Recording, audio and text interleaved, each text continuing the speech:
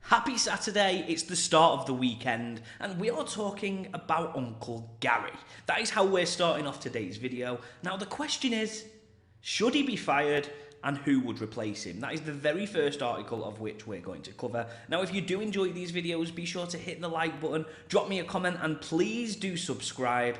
And if you feel like it, maybe comment on my new haircut. There's less greys. Anyway, let's get straight into today's latest and greatest crypto news. Where better to start than this article from BN Crypto.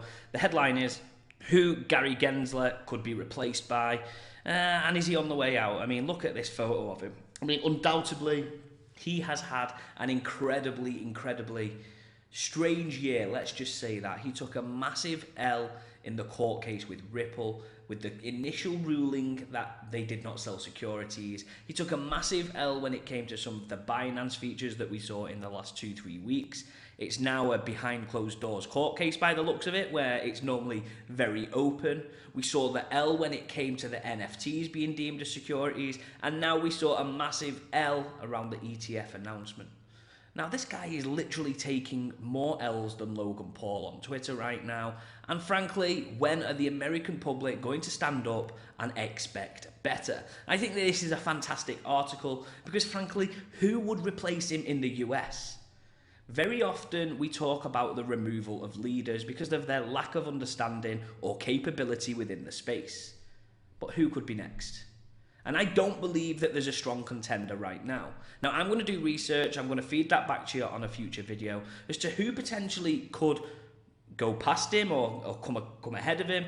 But what you've got to understand is in these positions, these are political people. They're very good at what they do, but they're political people. Very often, the best person for that job has no chance of going into a position like this because they're not political.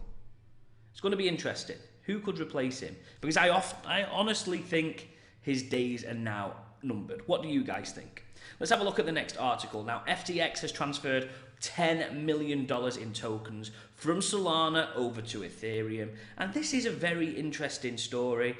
FTX, clearly we know we went bust last year.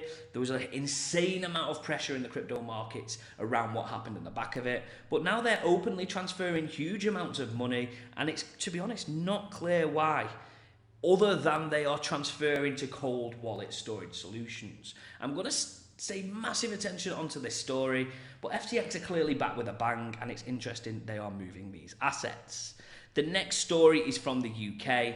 Now, MPs are calling for a global alliance when it comes to AI misuse.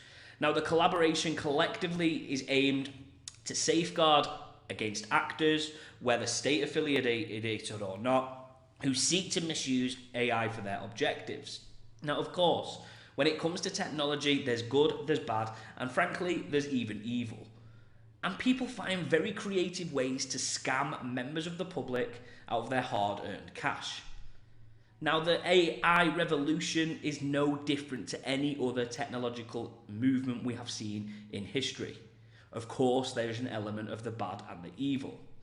So I think it's a good thing that we are calling for some form of consensus around the rulings of the way in which AI technology is deemed or associated or maybe even regulated. But how this looks, I don't think anybody truly knows because the technology, frankly, is so new. Let's keep an eye on it. Let's keep an eye on how it pans out. I think it's positive that we're talking this type of language, but how it figures out, it's not 100% clear to me. The next article is from Ben McKenzie. He came out in this article, and I like this article a lot. The biggest Ponzi of them all is crypto. That's basically what he said as the headline.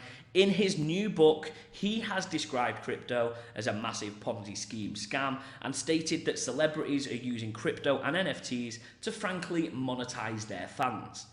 100% correct. In the last bull run, we saw numerous celebrities, if not hundreds of celebrities, creating NFT projects, creating tokens, frankly based on nothing. And this is where people like me, you can make a lot of money, but we're driven insane because you should always invest in utility.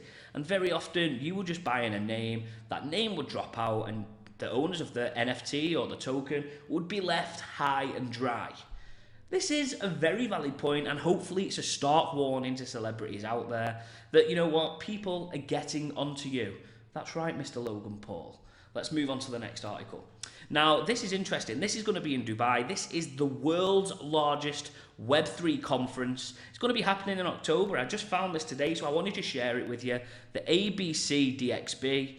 This is looking very good, but what I really wanted to bring your attention to is a Web3 conference and a Web2 and Web3 esports tournament with a music festival and cosplay. So they are really bringing together all the elements of potentially technological world and seeing how it goes. I'm going to go there. I'm going to vlog it for you on the channel. I just thought this was a really cool announcement. The next article is about the sad things that happened in Maui with the wildfires. Now, they have opened a crypto donations channel. We've seen very similar when it came to the Ukraine war and other terrible things that have happened around the world. Now, this often shows that the use and the need for sending money internationally quick, low fees, can be solved by crypto. And this has demonstrated that once again. Now, if you do want to put a donation in, I'll put the link in the bio. Go and check it out. It's fantastic to see crypto technology being used in this way. Now, Ben Armstrong has come out and apologized to crypto community amid basically the scandal that came out last week. Now, I don't want to take sides on this. I just want to report the news. He's come out because he had an affair with his wife or against his wife, and he came out and apologized to the public. It's very well worth noting that he has also said he will be returning to the BitBoy Crypto channel, which is exceptional news, and I cannot wait to see him on the channel. And I hope he solves his personal issues out very quickly, and the professional issues with the Hit Network are also resolved very amicably. Now, the next story we're going to move on to, I was looking at this today about the Indian rupee and the US dollar, and traditionally how it goes, and let's have a look at the year.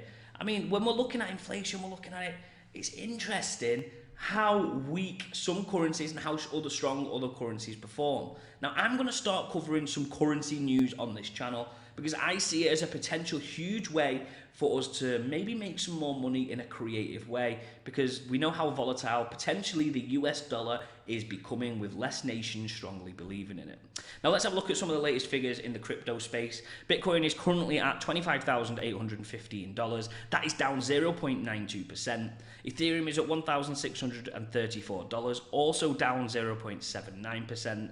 BNB is at $214, that is down 0.05%, and XRP is at 49 cents, down almost 2% in the last 24 hours. And finally, last but not least, BGB token is at 42 cents. It's up, it's broken the trend, it's up 0.16%. Let's have a quick look at the meme tokens. Shiba is down 1.4%, Doge is down 0.9%, Pepe is down 3.6%, Bone is down 2.8%, and Bonk is down 1.35%. But let's have a quick look at our ranges. As expected, nothing too drastic, nothing too much to kind of complain about. Reminder, the bottom of the range is $24,770, and the top of the range is $27,650. I have got to be honest, I do think we will test the bottom of this range this coming week, but let's see how it plans out, because we all know the latest crypto news definitely has an effect on that, and it's exactly the same with Ethereum. I do believe we will test the bottom of this range, but let's see. The bottom of that range, just a reminder, $1,570, and the top of the range is $1,730. Now remember, nothing that we say on this channel is financial advice. We are just covering historical data, and we've been covering it from the very first day we created this channel. Now, the buy, sell, greed and fear index is currently at 35, which has been pretty consistent for the last few weeks, to be totally honest with you, apart from the last few days last week where we saw an increase into the 40s, which means it would suggest there is a little bit more sell pressure on the markets. And this is worth noting, the global cryptocurrency market cap is down 3.4% in the last 24 hours, which is just absolutely insane. And finally, we always end with crypto bubbles because it gives you a great feeling as to how the crypto markets are heading, and it's a visual thing for me to look at. There is a few that are standing out there, but you would say over half, so the majority of the markets are feeling pretty negative this Saturday. Now, I hope you have a wonderful weekend. We have just dropped a huge announcement that we are going to be delivering international crypto videos, because I've got a solid commitment for you to have free educational resources every single day, no matter where you're from, who you are, and that is my commitment from me to you. Hopefully you enjoy it, and thank you so much for your support. If you did, hit that like button, drop me a comment, and please do subscribe. But most importantly, let's go.